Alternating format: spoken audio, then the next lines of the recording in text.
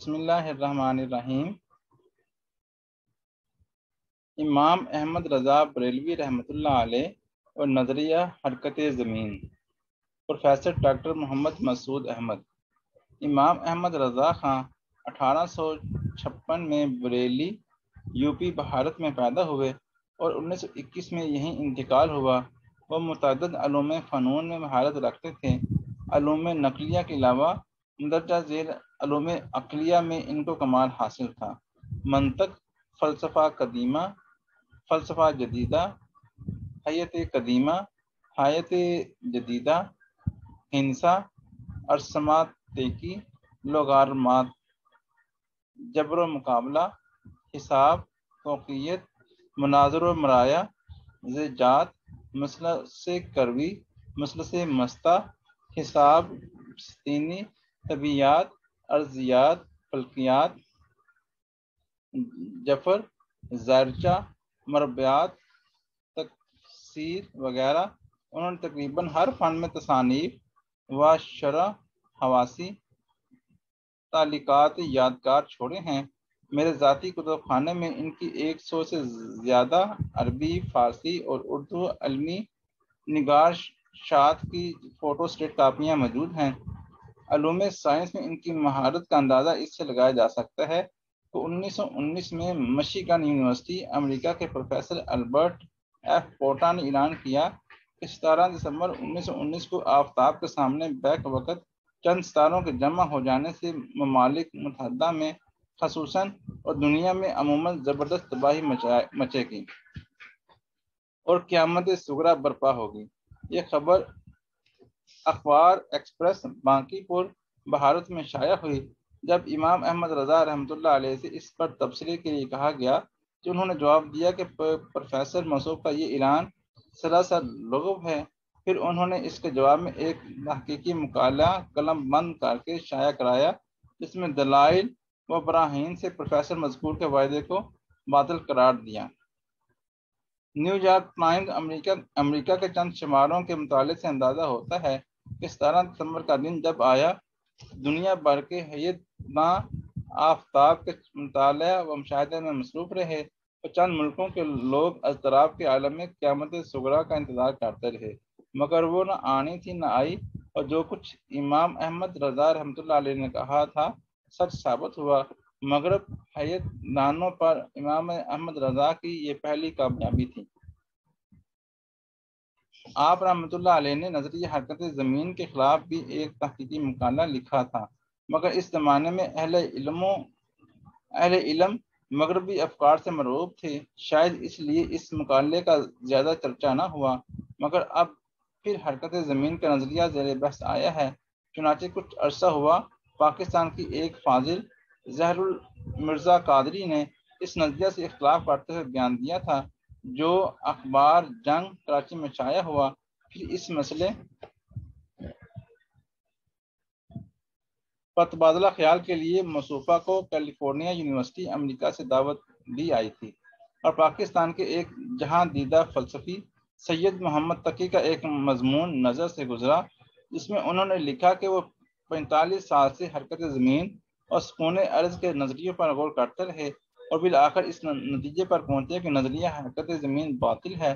وہ لکھتے ہیں، میں برابر حرکت زمین اور سکون الارض کے اختلاف پر سوچتا رہا اور بحثیں کرتا رہا۔ اب جا کر طویل سوچ اور جدید ہیئت کے اکابر کی کتابوں کے حوالے کے بعد یہ ایقان حاصل ہو سکا کہ حرکت ارض کا نظریہ بالکل غلط ہے۔ نظریہ حرکت زمین کا جدید سلسلہ ریاضیات کے پروفیسر کا پرنکس سے چلتا ہے۔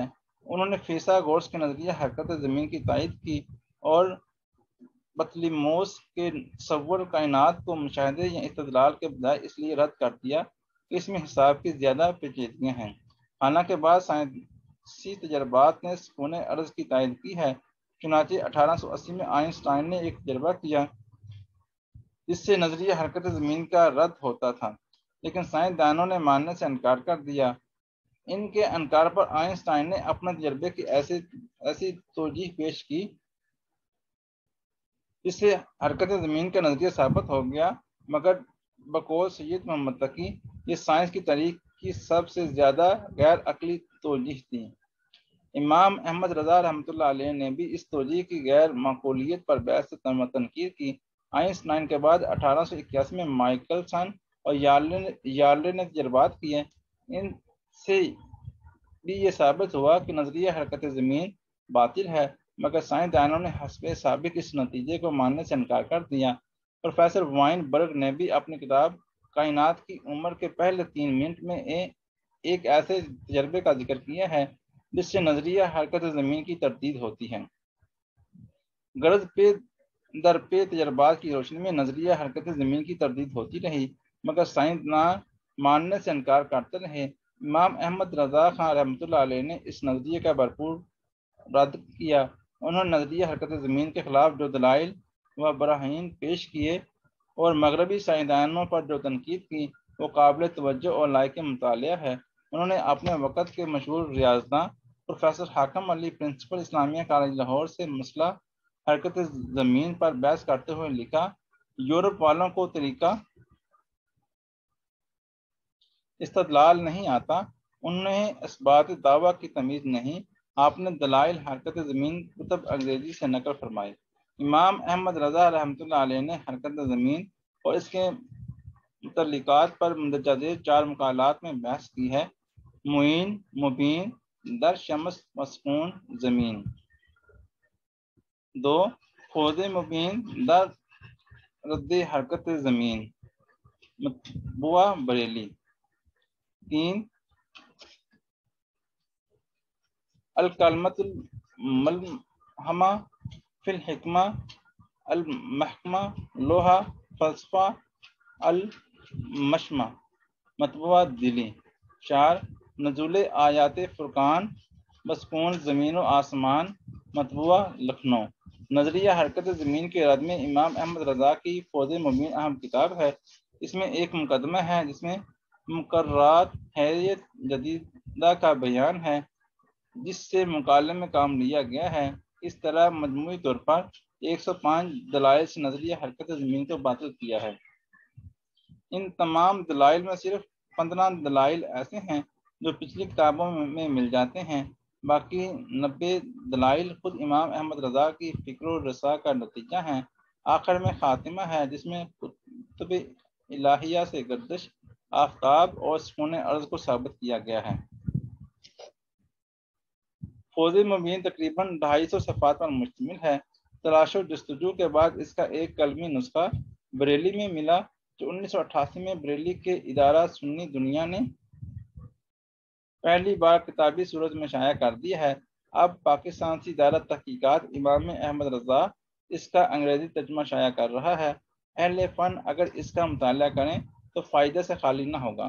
امام احمد رضا رحمۃ اللہ علیہ نے علوم عقلیہ کو قرآن کی روشنی میں پرکھا اور قرآنی ارشادات کو عقلی دلائل سے ثابت کیا۔ وہ قرآنی علوم کے ساتھ ساتھ سائنسی علوم میں بھی مہارت رکھتے تھے۔ ان کے خیال میں قرآنی ارشادات حتمی و قطعی ہیں اور سائنسی افکار و نظریات غیر حتمی، غیر قطعی اور ارتقاء پذیر۔ اس لیے قرآن کی روشنی میں سائنسی نظریات کو پرکھنا چاہیے اور قرآنی ارشادات کو دور اذکار تعویلات کر کے سائنسی نظریات کے مطابق نہ بنانا چاہیے۔ امام احمد رضا خان کے اس انداز فکر نے مسلمان سائنسدانوں کے لیے ایک نئی راہ متعین کر دی ہے۔ اس پر چل کر وہ بے شرط ترقی کر سکتے ہیں کیونکہ وحی کی رفتار عقل کی رفتار سے بہت تیز ہے۔ اس رفتار کا اندازہ لگانا عقل کی بس کی بات نہیں۔ اللہ حافظ۔